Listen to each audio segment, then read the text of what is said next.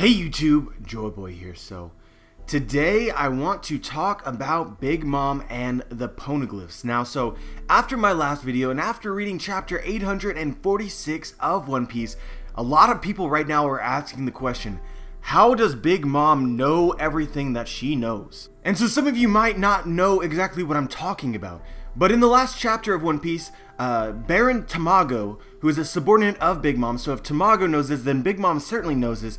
He knows some really specific information, such as there are approximately 30 total poneglyphs. That is a really strange thing to know for sure. And of course, Baron Tamago says it's only approximately 30, which means that they don't know the exact number.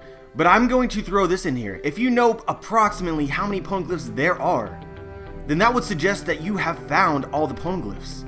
And Big Mom certainly has not found all of the poneglyphs. So how could she possibly even imagine how many total poneglyphs there are? Tamago also reveals that the Big Mom pirates know that there are 9 important history-related poneglyphs, which are referred to as the Rio poneglyphs. And so, if you cannot read the poneglyphs, Big Mom herself has said that she cannot read the poneglyphs, then how could you possibly know which poneglyphs say what, and how many of them are important or whatnot? How can you even know that?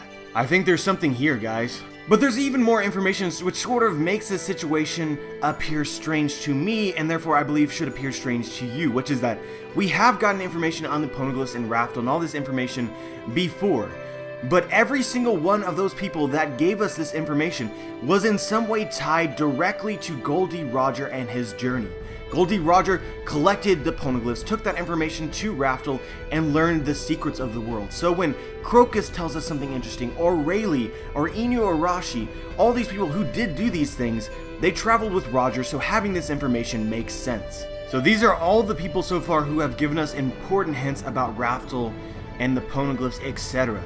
And so Big Mom, so far not having any association with Roger, would seemingly have obtained this information on her own, which, given that she only possesses 3 poneglyphs, it appears does not make a lot of sense. And so I've been seeing one thought more than any other, which I don't believe, but I also have 2 additional ideas which could possibly explain this. But let's start off with the idea that I'm hearing a lot, that I definitely do not agree with. I've seen a lot of comments recently saying that Big Mom can actually read the poneglyphs, and that is why she knows all this information. And there seems to be 2 ideas that people believe that makes this possible, which is that Big Mom has the soul fruit, and so she can give life to inanimate objects. And so a lot of people are like, well, maybe she could give life to a poneglyph, make it alive so that it could speak its secrets. This is probably the most interesting of the 2 ideas. And the other idea is that we have this character Mont d'Or, who is the book guy from the last chapter, the clown looking guy, and so he has what appears to be some sort of book related devil fruit, and so it's possible that using his book related devil fruit he's in some way able to read the poneglyphs. These are the 2 ideas, and both of which, while seeming possible, I believe are 100% not capable of being the truth, because Big Mom herself said that she cannot read the poneglyphs. That when Jinbei gave her a poneglyph, she was like, oh wow, this is awesome, but I can't do anything with it. And so when she says that she cannot read the poneglyphs, it is sort of implied that there's nobody in her crew as well that would be able to interpret it for her.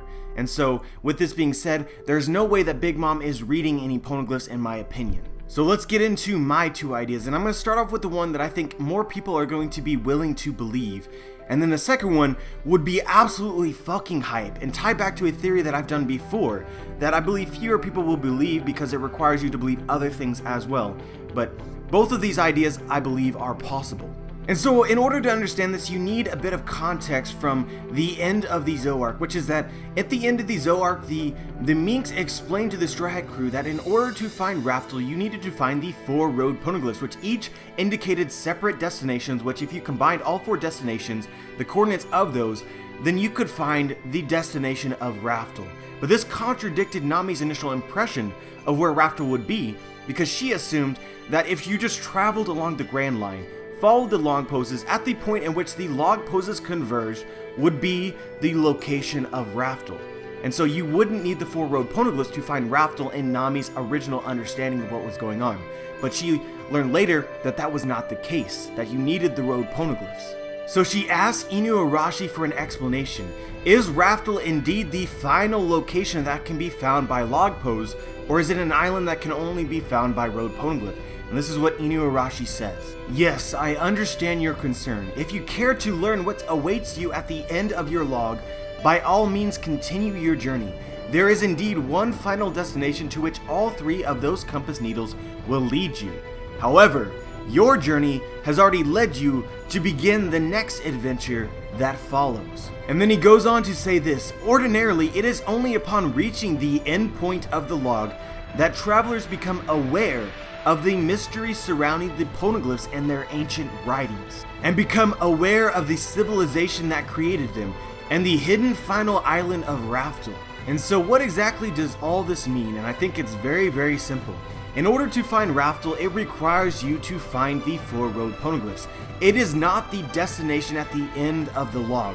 Those are 2 completely different places. However, in order for people to become aware of the poneglyphs and the search for them, then they would need to arrive at the end point of the log, in which case they would become aware of the journey. So basically, guys, at the end of the log, there is an island which will tell travelers to go search for the poneglyphs. However it does this, I can't even possibly imagine, but I'm sure it's going to be a very awesome island. But it's interesting that Inuarashi basically says that the arrival at this island was not of the absolute importance for the Straw Hats, because they have already started the journey that would follow after reaching the end point of the log. Basically, they are already searching for the poneglyphs. Therefore, arriving at this island will not tell them to do anything that they are currently not doing. So if there does indeed exist an island at the end of the log, basically the final island that can be found by log posts in the entire Grand Line, then this could be very well the island which gave Big Mom all the information that we learned in this last chapter. The total number of poneglyphs, the number of history-related poneglyphs, the journey for them, basically the idea that after doing this will allow you to find the secrets of the world. All this information could very well have come from this final island. And also, as a side note, Raftel not being the final island that can be found by Pose would sort of suggest that Raftel is an island that cannot be found by log posts at all. Or conversely, Raftel would then be part of another island that actually can be found by Pose but is secretly hidden there. So you could find this Raftel, walk on the island, but you wouldn't know that it was Raftel without knowing precisely the location of Raftel and looking for it at that island, which would explain the need for the 4 Road Poneglyphs. But there's still a bit of mystery. Even if this final island intimated to the Big Mom pirates that there were approximately 30 poneglyphs, if this island truly existed, you would imagine that it would tell them the exact amount of poneglyphs, not an approximation. So like, for example, if this island was in some way created by the ancient kingdom to help people search out for the poneglyphs, if it did indeed give a total number of poneglyphs, there would be no, oh, there's approximately 30 out there. No, they know how many poneglyphs existed. There are, say 30 poneglyphs in existence, all 30 of which you must find on your journey. So the fact that Big Mom has an approximate number almost suggests that someone who actually found most of the poneglyphs and then made the journey to Raftel to discover the secrets of the world told her this information. There's only one person that we know of who has done this, and that is Gol D Roger.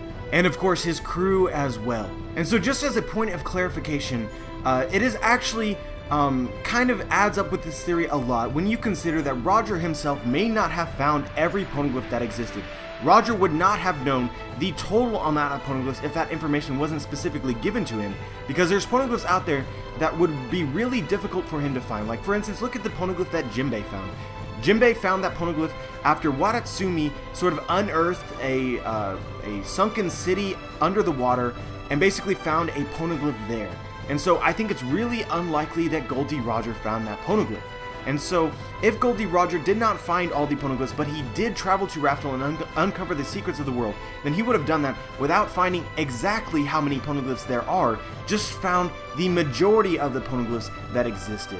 And so with that being said, for Roger to have an approximate number of total poneglyphs would make a lot of sense. So if Big Mom has a approximate number of total poneglyphs, then she could have very well learned this from Gol D Roger or his crew.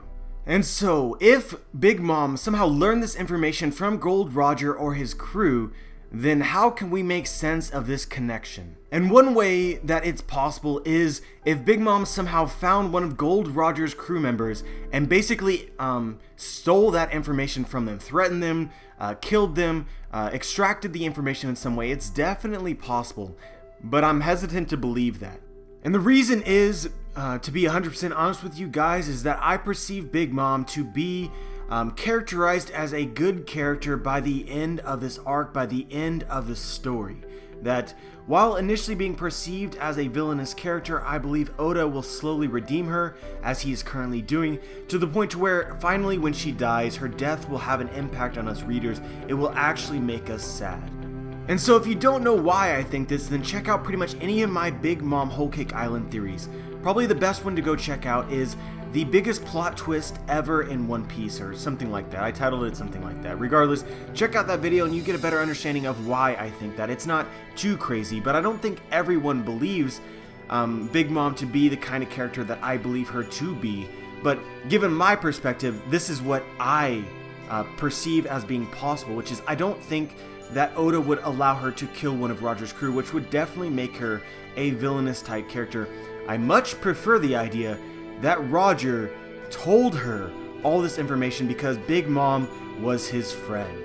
And I believe just the same as Whitebeard, Big Mom is currently trying to help Goldie Roger fulfill his will by searching out that D that he was looking for, as Whitebeard told us that Roger was doing, as well as sort of protecting the throne of the Pirate King but not actively seeking it for herself. And so guys, I'm in a bit of a pickle. I'm already 10 minutes into this video, and this thought alone would require a lot of explanation for you to think that I am not crazy. But at the same time, you can't just say this and just leave it as it is, because your initial reaction to a thought like that for most people would be, bro, there's no way that that's gonna happen. So I'm pretty much in a situation where I have to explain it, so I'll try and do it as quickly as possible. And so let's start with what's most relevant. And so far we are led to believe that Big Mom is undergoing the journey for the Poneglyphs, that she wants to become the Pirate King and find the One Piece and reach Raftel, all of that stuff. And so just because we believe that that is the case does not make it the case, mainly because we thought the same thing about Whitebeard as well before Whitebeard explicitly revealed to us that this is not what he wanted. Everyone around Whitebeard was telling us that they wanted to make him the Pirate King. Whitebeard never said it himself, but that was sort of the implied truth of what was going on with Whitebeard. And the exact same thing is going on with Big Mom. Big Mom has not once said that she wants to become the Pirate King, or wants to find Raftel, or wants to find the One Piece, but we're getting implications from the people around her that that is true. It's exactly the same as Whitebeard. But to top it off, we actually have specific evidence which suggests that she may not care about finding the One Piece and being the Pirate King, because when Luffy tells her back in chapter 651, he answers the Dendenmushi and introduces himself as he always does. This is Monkey D. Luffy, I'm going to become the king of the pirates. Big Mom's response was this: Monkey D, are you the grandson of Garp? Did you cause that ruckus 2 years ago? And so we can see what usually happens when Luffy says this to somebody else who is also looking to become the Pirate King. Their reactions are always, of anger or shock. But in the case of Big Mom, she expresses neither of these emotions, as though she isn't really bothered by the fact that Luffy is wanting to become the Pirate King, basically saying that he will.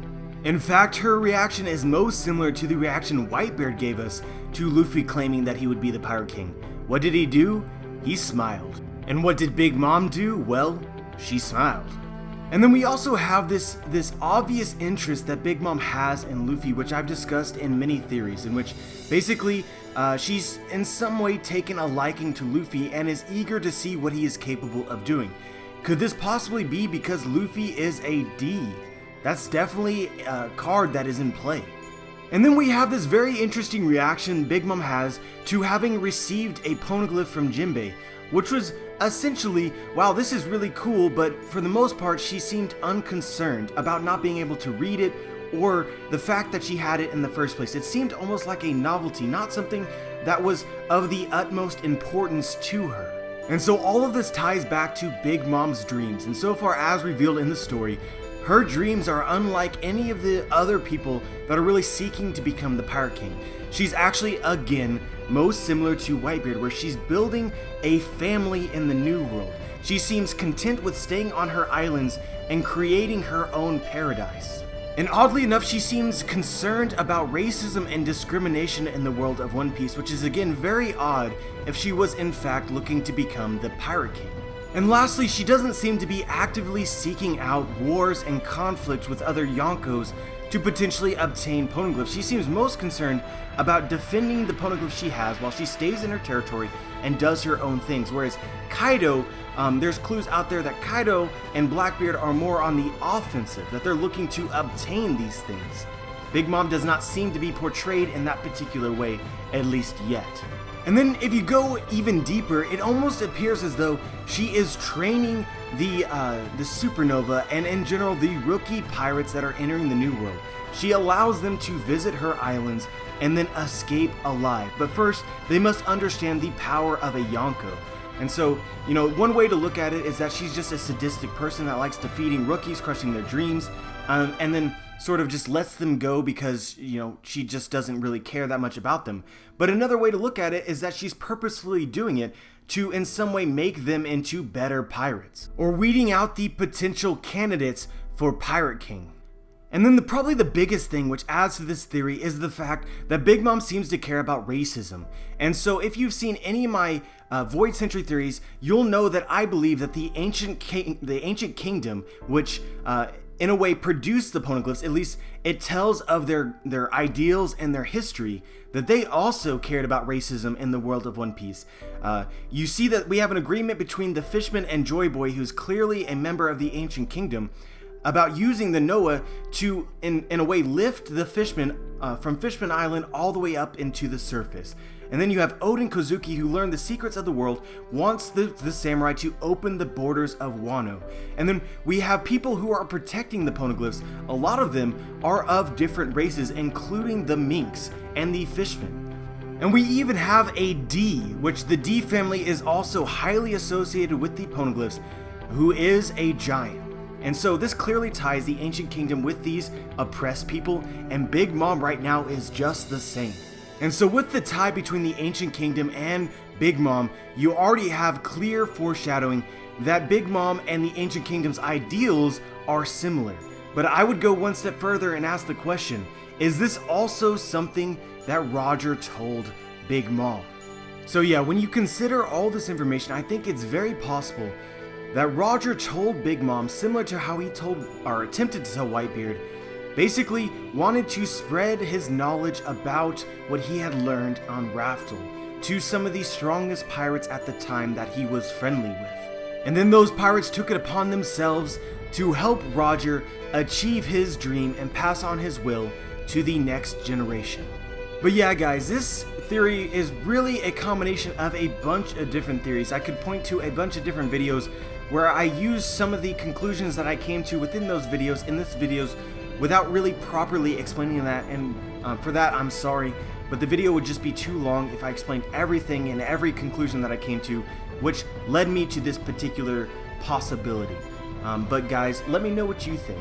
And also I want to shout out an Oro Jackson theorist who actually beat me to this particular post on Oro Jackson. This user was Driz Tito Erden or something like that, but I'll link his post in the description. And essentially he said everything that I said here at the end of the post, and did it in a way that I'm honestly really proud of. I really didn't think anyone else would have these same kind of speculations that I would, but this guy definitely did it. So props to him. I also recommend you check out my theory, Guardians of the Road Poneglyphs, which is essentially the older version of this theory, and also has some really cool information as well that I didn't include in this video either. But essentially that video explains my belief 6 months ago that Big Mom could be, in a way, protecting the Road Poneglyph because Roger gave it to her. But yeah guys, as always, let me know what you think. Like the video if you like the video, dislike the video if you dislike the video. Subscribe if you haven't, and as always guys, have a wonderful day.